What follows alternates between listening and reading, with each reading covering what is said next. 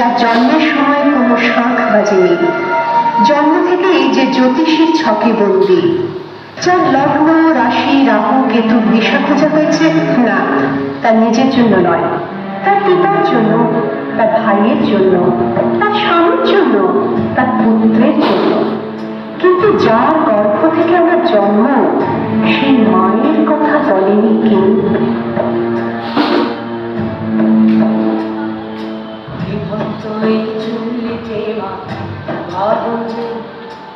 আর একটু কাল বেঁচেই থাকি বাজার আনন্দে, বিভক্ত এই চুল্লিতে মা আনন্দে।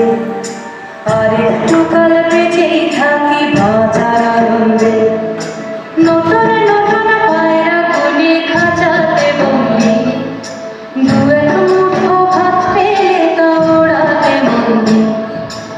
আমি সেই মেয়েটি যে গত কোনো শতাব্দীতে 5 বছর বয়সে মালা দিয়েছে গঙ্গা যাত্রীর গলায়, কুলীন ব্রাহ্মণের 365তম স্ত্রীর অন্যতমা হয়ে স্বামীর গর্ভে হয়েছি গর্ভিণী।